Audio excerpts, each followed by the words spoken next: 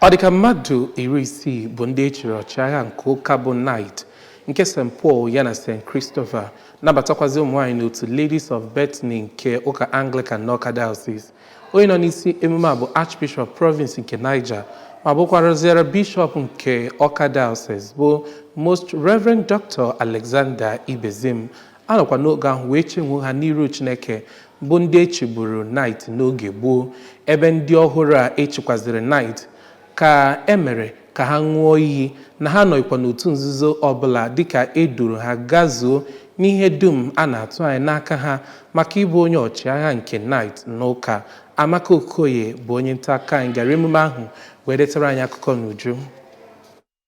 Echiri echichi Knight bụ ndị ṅụrụ iyi na ha nọkwa n'otu nzuzo ọbụla ma bụrụkwa ndị gabigara ule niile iji wee bụrụ ndị echizuru echizu na ya bụ echichi Knight. Most Reverend Ibezim mgbe ọ na-enyochazi ha ma na-enene ha ule gwara ha okwu na Cathedral Church of St. Faith ebe a nọ wee merube ụka ichi echichi Knight ahụ si ka ha bụrụ ndị kwudosiri ike ma nwee obi isi ike ma bụrụ ndị ga na-ayarịpụ na ịma aka n'iru ọbụla n'ihi na Chineke kpọrọ ha ga-anọnyere ha. Ya bụ onye nnukwu ụkọchukwu bụ Archbishop Ibezim gakwara n'iru ma sị ha na ha wepụta mkpụrụ nke Patron Saint ha chiri echichi n'aha ha na ihe ọbụla ha na-eme n'ụwa mgbe ọ na-adọnyerezi ndị a chiri echichi Knight ukwu ka Gọvanọ Chukwuma Soludo onye ọ bụ osote ya bụ Dr. Onyekachukwu Ibezim nọchitere anya ya sịrị na gọọmenti ga na-adọnyere ndị ụka ukwu ka wee nwee Anambra nke ọhụụ. Ọ gara n'iru ma yọọ ndị a echiri echichi ọhụụ ka ha bụrụ ndị ga na-apụta n'ịgbasa ozi ọma nke Kraịst na isonyekwa n'ihe ọbụla na ụka na-arụ ka wee nwee ọganiru tọrọ atọ na ụka. Na mbụri n'okwuchukwu ya ka onye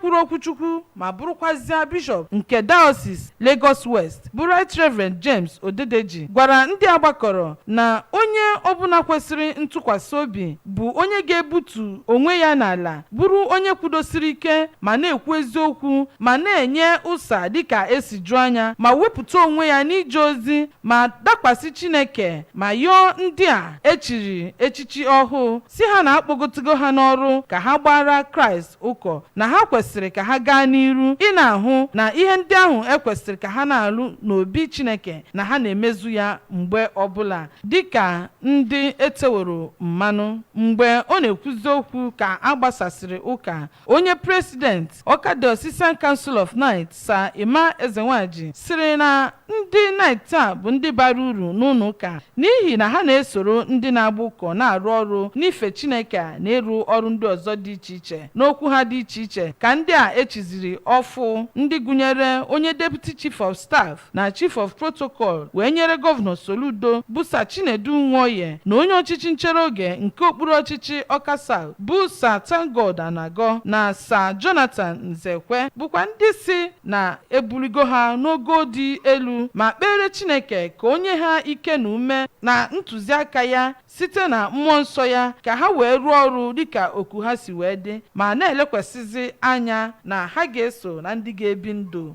n'ikpeazụ. Abụ m Amaka Chibụzọ Okoye maka akụkọ ụwa ABS.